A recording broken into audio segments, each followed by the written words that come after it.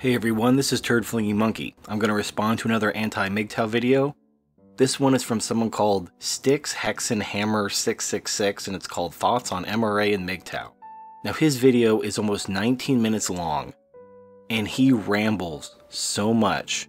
So I was able to pull out a few choice clips which I want to respond to, but 90% of his video is just rambling, so I'm not going to subject you to that because then this video is going to be like an hour long.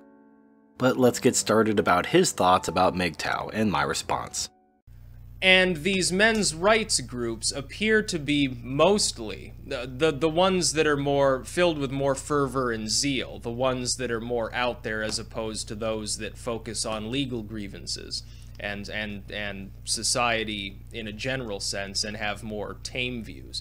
I think most of that is predominantly a reaction to those same feminist groups that splintered off. Now, you're right in a way, but you're wrong because of the conclusions you draw, but let me just point out where you're right. MGTOW is essentially a reaction to extreme feminism. Just think about how long feminism has been around, since the 1900s. MGTOW has only existed for 10 years, maybe? And the reason why is feminism has gotten so out of control. It wasn't until the extreme excesses of third-wave feminism started really making life for men really bad that MGTOW became a thing. Men have been remarkably resilient to just put up with this bullshit decade after decade. It's only when things have gotten so bad that men are finally just cashing out their chips. I'm out. I'm done. So you are correct. This so-called extreme element of men's rights, which I'm not, you know what, I'm just gonna let that one go. MGTOW did originally come from the men's rights movement. And it is a reaction, it is a response to the extreme excesses of modern feminism. Because what you've got to understand is that people that have what would be considered more mainstream, more tolerated views experience less suppression, experience less emotional disturbance, experience less outside stimuli to shout and name call and go crazy and act like a single issue is so important that the entire world depends upon everybody coming around to their own viewpoint. They're capable of having a more reasoned discussion. So you presume that in order to have a more civil conversation, in order to be more mainstream, you need to be more gynocentric. Now, while that's true, it misses the entire point. If gynocentrism is the problem, and you have to be gynocentric in order to be mainstream, in order to get anything done, you're not actually going to defeat gynocentrism at all. If your goal is to defeat gynocentrism, you're lost. Now, I talked about this in an older video about reforming education for boys. If we were to frame education reform as beneficial to girls, it's much more likely to get passed because of the gynocentric society. You see this today with calls to reform alimony. Now that women are earning more, well, not more overall, but in particular instances where you have like celebrity marriages, and then the woman has to pay alimony to her ex-husband, this is starting to pique the interest of feminists. They're now saying that maybe alimony isn't always a good thing. Maybe we need to talk about alimony reform because women are now being negatively affected. If you frame legal reform as it benefits to women, then you could get something done. You could trick women into supporting legal reforms which ultimately help men under the guise of it helping women. But there are very finite limits to what that can accomplish.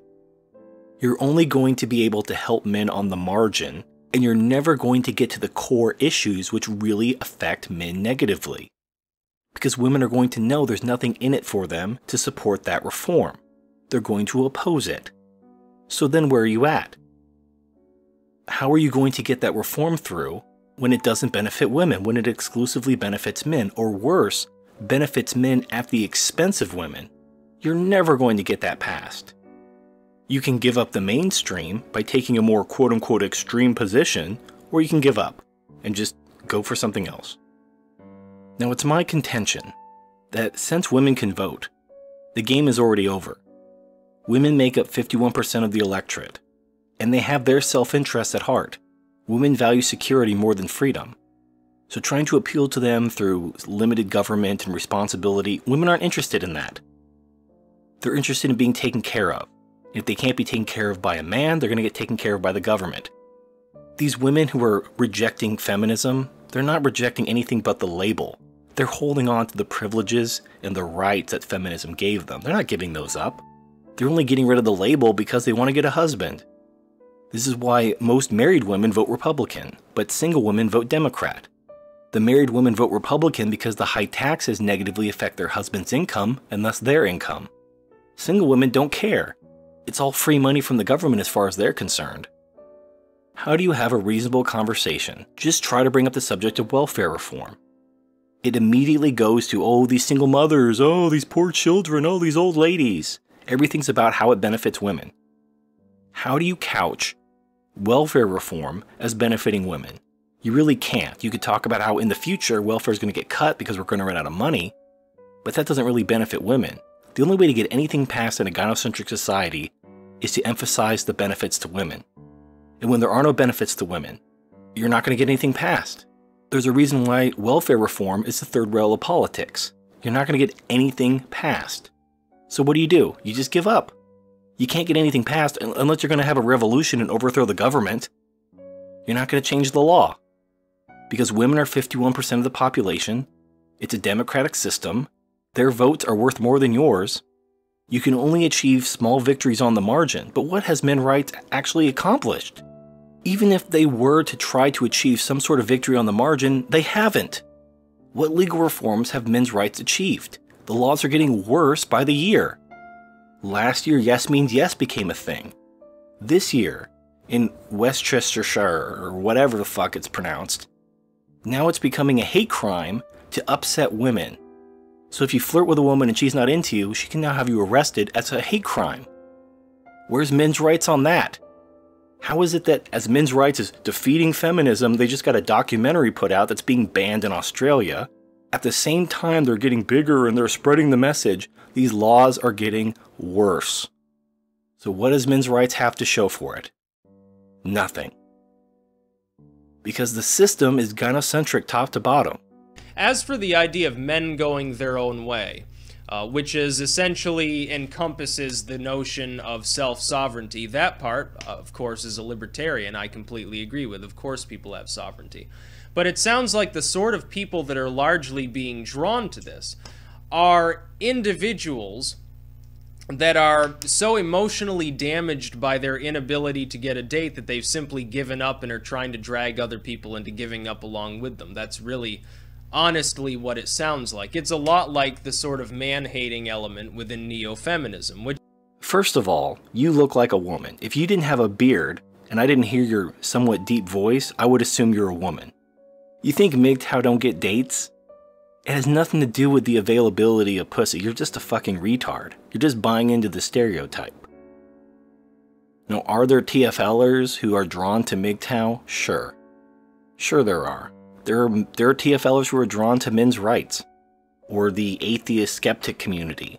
Every community's got, ugly loser guys who can't get a date. That's not what MGTOW's about. There's plenty of good-looking, successful guys who can get dates, who've had relationships, and just realize that the danger isn't worth the risk. No, come on. The idea that because society has opposed itself to masculinity, you would then, instead of fighting back, you just sort of roll over and play dead and just say fuck it and wank off with your hand all day.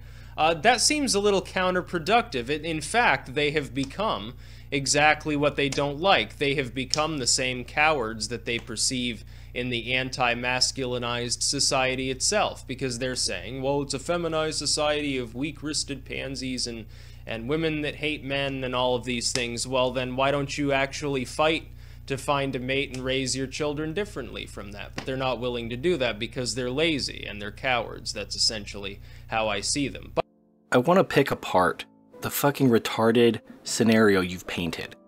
You live in a society where the woman has all the power. She can take your money, take your kids, and leave for any or no reason. For any or no reason, society empowers her to fuck your world up. But you're gonna go out and fight to try to find someone to raise your kids differently. So you fight, you date, you find the woman, you think she's the one. You get married, you start to raise your kids, she cheats on you, decides to take the kids and your money along with her, and your life is fucked. Oh, I guess you're a coward. Oh, why don't you just try again? Just pick yourself up and keep trying. Keep marrying women, keep trying to raise kids who then get taken away from you, given to the woman. And she's gone. You have no defense against this. There's nothing you can do. Even a prenuptial agreement is useless. Judges throw them out all the time if they're not fair to the woman. The deck is completely stacked against you. In prior generations, men had protections. Men could safely assume that their family would be protected, that they wouldn't have their money and their children taken from them for any or no reason. The society had their back. The society no longer has the back of men. When you start a family with a woman, you are putting your future in her hands. And these are not responsible hands. These are very irresponsible hands. But if you don't do that, you're a coward.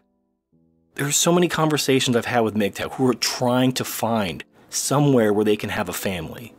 They're like, well, what if I date women overseas? What if I get one of these Asian women? And then you have to relay the horror stories of men who have married these Asian women or whatever from traditionalist countries, and then they turn out to be just as bad as Western women. Because women all the world over are the same. There's just different cultures. If you want to keep your exotic traditional woman traditional, you have to stay in that traditional country. Because the problem isn't women, it's the society. It's the society that gives a woman all the power in the relationship. The man has no way to protect himself. She can just take the money, take the kids, and leave. There's nothing he can do. If he tries to stop her, she'll just have him arrested for abuse. She'll punch herself or cut herself to create the evidence if she needs to. The law is completely behind her, and is completely opposed to the man. I mean, you call that cowardice, but this is what I see. It's like you're playing some kind of sporting game, where the rules are completely stacked against you. Like, let's say your opponent, for every basket they score, they get 10 points. For every basket you score, you get 1/4 of a point. You know, stupid laws that completely favor one side over the other. And after losing, you're playing as best you can, but you're losing, the rules are so stacked against you. And you eventually just walk away like, you know what, fuck this game's not fun. I'm not going to win. Fuck it, I'm going to leave. I'm going to take my ball, I'm going to go home. And here the bearded lady is on the side saying, you're a bunch of cowards, bunch of pussies, oh, why don't you man up, durr. It's not cowardice, it's corruption. You don't just keep playing in the corrupt system. You don't try to reform a corrupt system from within when you have no way of doing so. I mean, please paint me a picture. This is like Stefan Molyneux horse shit. You think, if men just have more babies, if they just raise their kids better, in a few generations, oh, we're going to turn everything around. We just need to raise kids better. We need to stop spanking kids. We need to raise kids to be more traditional. The laws are getting worse by the day. Even women who are raised in good households, the best you're going to get is a quote-unquote anti-feminist woman. They're not like, oh, I want to submit to my man. No, she's like, I want to be equal. Yay, equality. Even though that's completely biologically impossible. She wants the privileges of feminism, but she wants the man to do the traditional roles. And in return, for this completely lopsided, unfair arrangement, she may not divorce him. She may not take his kids and run. So you just sacrifice your life, sacrifice all your dreams, work yourself to death for a woman. And if you find the right woman and you work yourself to death, she may not divorce you. You may be in that upper 50% that doesn't get divorced. Isn't that wonderful? All for the pleasure of raising a few kids that will just maintain the status quo. You know, MGTOW want to find Nawalts, they just don't exist. They talk about surrogacy, the artificial womb, because they want to have families. These are very expensive technologies. In order to afford these expensive technologies, MGTOW are going to have to work extremely hard, the complete opposite of lazy. But the reason why these technologies are attractive to MGTOW and modern women aren't is because a MGTOW can control his family. If he has a child through an artificial womb, that's his child. Nobody's going to come and take it away. Like, this is my baby, and then run off with his children and his money. It's the only way men can actually ensure that their children remain theirs in this gynocentric society, that the woman has all the power. It's not laziness, it's an appreciation of how corrupt the system is. Now, you don't understand that, but if you're so smart and so motivated and dedicated to defeating feminism, then just lay out a plan. This is how we're going to defeat feminism. This is how we're going to repeal all these laws. How are you going to do any of that when women are 51% of voters? They're not rejecting feminism, they're only rejecting the label. Oh, a record number of women aren't supporting feminism. Oh, only 30% of women identify as feminists. Meanwhile, feminist laws are as popular as ever. They're talking about extending maternity leave to all women, forcing companies to pay for women's personal choices. That's a feminist law, and an overwhelming percentage of women support it. Oh, but I thought they weren't feminists. Yeah, you thought. They're just tricking you. They're not using the label because they know it's man-repellent. So maybe MGTOW is extreme, maybe it's radical, but only in the cool 90s way. So, this is Turd Flinging Monkey. Thank you for watching, and I'll see you next time.